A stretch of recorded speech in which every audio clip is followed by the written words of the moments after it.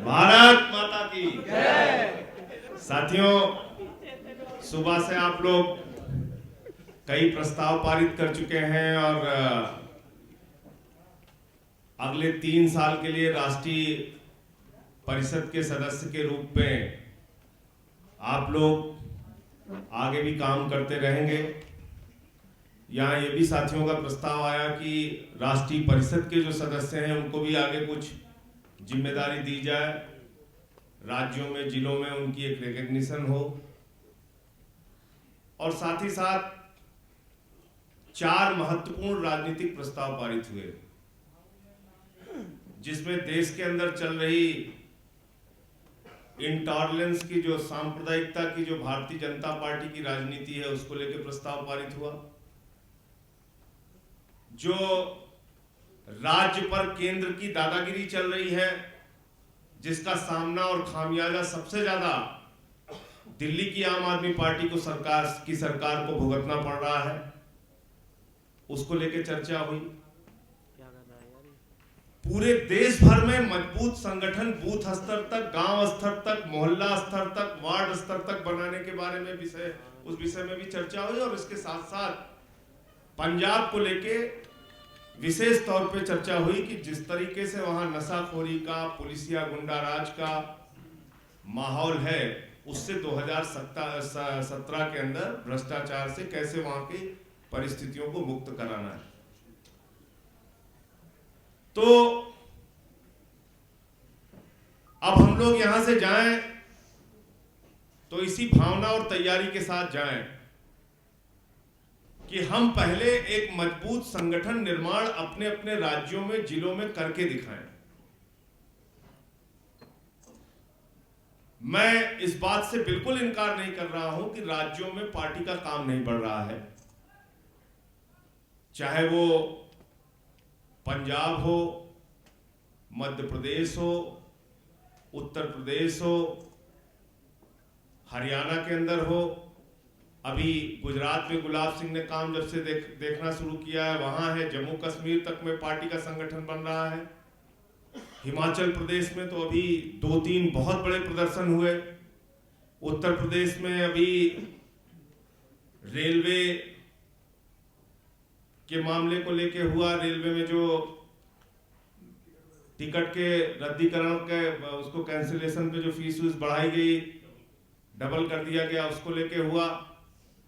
इसके अलावा समय समय पे जितनी कॉल दी जाती है उत्तर प्रदेश सहित दूसरे राज्यों में भी, हर राज्य में, पंजाब हो, उत्तर प्रदेश हो, हर राज्य में, हिमाचल हो, प्रदर्शन होता है, आंदोलन होता है। यानी आज राष्ट्रीय स्तर पे एक आपकी उपस्थिति आम आदमी पार्टी की है, इस बात से इनकार नहीं किया जा सकता। और आपको राष्ट्रीय स्तर पे अपनी उपस्थिति दर्ज कराना मजबूरी भी है, क्योंकि जिस नरेंद्र मोदी से आप लड़ रहे हैं, उस नरेंद्र मोदी को अगर आप राष्ट्रीय स्तर पे नहीं घेरेंगे, जैसे बिहार में अभी अंगेज बता रहे थे, जो भी आप अपनी भूमिका निभा पाए, भारतीय जनता पार्टी आज वहां पे हारी, तो केंद्रीय नेतृत्व की और केंद्र सरकार की जो दादागिरी चल रही थी उस पर निश्चित रूप से रोक लगेगी। कई बार भावुकता में हम लोग किसी निर्णय पर तुरंत रिएक्ट करते हैं, लेकिन जब आप एक पॉलिटिकल पार्टी हो तो कई बार आपको निर्णय बहुत सोच समझ के लेने पड़ते हैं। आपके सामने बिहार में 2 रास्ता था, या तो आप चुनाव लड़ते या फिर आप भारतीय जनता पार्टी या नीतीश कुमार की पार्टी में से किसी को समर्थन देते। बिहार के अंदर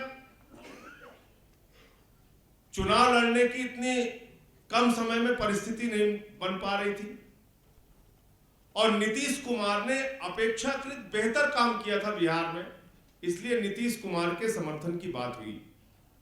कभी भी हम लोगों ने लालू यादव के नाम की चर्चा नहीं की, कभी भी लालू यादव के समर्थन की बात नहीं कही।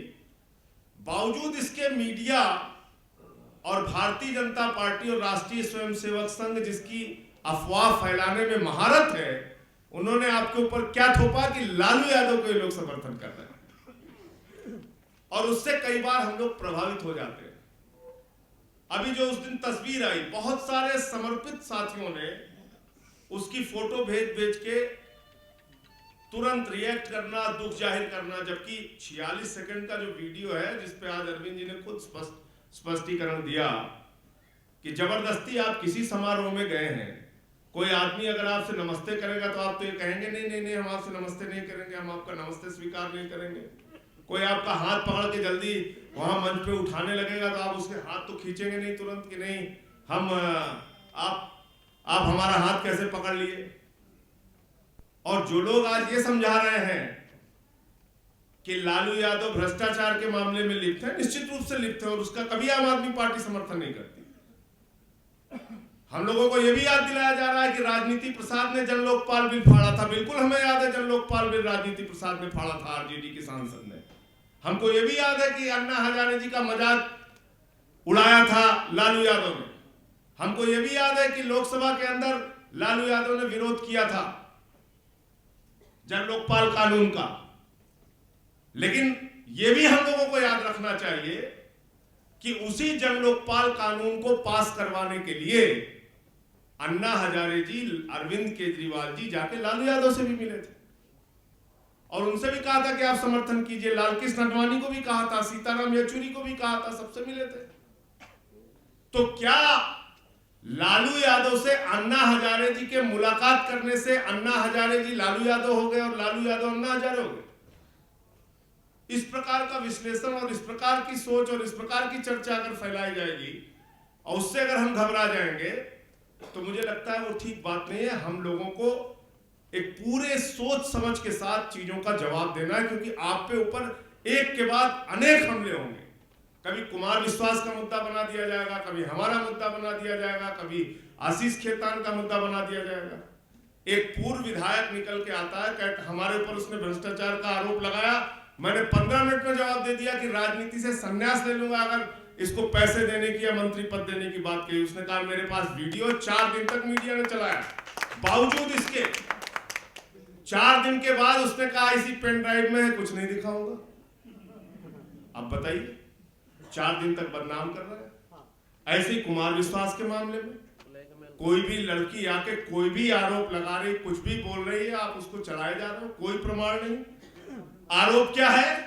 आरोप यह है कि कोई 4 लोग सोशल मीडिया पे उसको बदनाम कर रहे हैं, तो पुलिस का काम है उन 4 लोगों को पकड़ना। उस पे कुमार विश्वास स्पष्टीकरण दे, इस पे मीडिया खबर चलाएगी।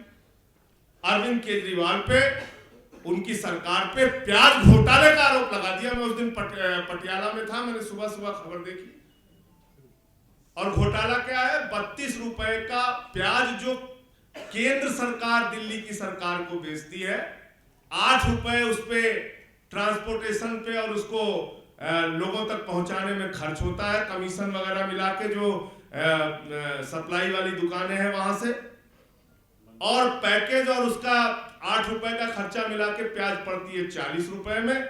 दिल्ली की सरकार 10 रुपए की सब्सिडी दे रही है, 30 रुपए किलो प्याज बेच रही है, फिर भी भ्रष्टाचारी है। ये मीडिया की खबर है, ये मीडिया की सोच है। तो सबसे पहले मैं आप लोगों से ज्यादा लंबी बात न करके यही निवेदन करना चाहूंगा कि कृपा करके मीडिया के खबरों से अपनी सोच न बनाएं। वास्तविकता और जमीनी हकीकत पहले जान ले। अगर हम लोग गलत हैं तो हमारा कॉलर पकड़ के चौराहे पे कालिक लगा दीजिएगा, लेकिन अगर गलत नहीं है तो मुंहतोड़ तरीके से जवाब दीजिए। इनसे डरने की जरूरत नहीं है, इनसे डरने की जरूरत नहीं है। मजबूती के साथ अपना जवाब दीजिए। अरविंद केजरीवाल वो नेता है हिंदुस्तान के जिन्होंने अपने मंत्री को बर्खास्त कर दिया, जिसका प्रमाण किसी अपोजिशन पार्टी के पास नहीं था, मीडिया के पास नहीं था।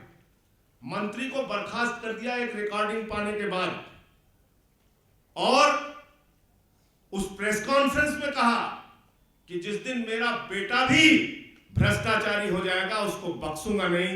ये कहने का साहस हिंदुस्तान की राजनीति में सिर्फ अरविंद केजरीवाल के अंदर है। ऐसे नेता के साथ हम लोग काम कर रहे हैं, इसलिए हमको अपने नेतृत्व पे पूरा 100% भरोसा रखना चाहिए। आज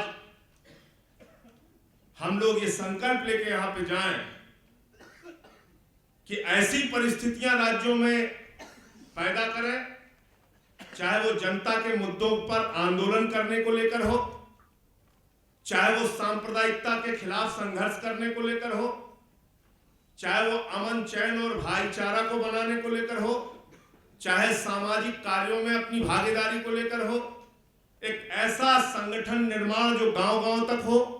ऐसी परिस्थितियां हम राज्य के अंदर बनाएं कि हमको केंद्र से कहने की जरूरत ना पड़े, केंद्र राज्य सब मिलकर एक साथ निर्णय ले कि हमको इस राज्य में चुनाव लड़ना है, क्योंकि यहाँ की जनता पुकार लगा रही है कि आपकी परिस्थिति है, आपका संगठन है, आप जनता के लिए काम कर रहे हो, आप चुनाव लड़ो, हम आपको चुनाव में जिताएंगे। ऐसा काम आज के बाद हम लोगों को करके दिखाना है। और मैंने तो ये तय किया है कि फरवरी मार्च तक हर राज्य के अंदर जहां जहां संभव है सम्मेलनों में कुमार विश्वास जी, अरविंद केजरीवाल जी, जो भी वरिष्ठ साथी हो जाएं।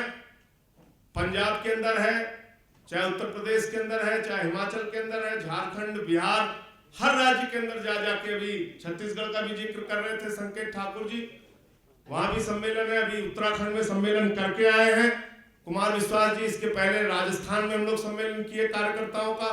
तो पूरे देश में जिस तरह से विस्तार हो रहा है, संगठन के विस्तार के लिए राष्ट्रीय नेतृत्व से जो भी लोग जहां भी खाली हैं जाएं, समय दें और कार्यकर्ताओं को उत्साहित करें। कर्नाटका में हमारे पृथ्वी रेड्डी भाई हैं, लगातार काम कर रहे हैं वहां पे, वहां एक मजबूत संगठन बनने की स्थिति है। महाराष्ट्र में फिर से काम शुरू हुआ है वहां नए सिरे से।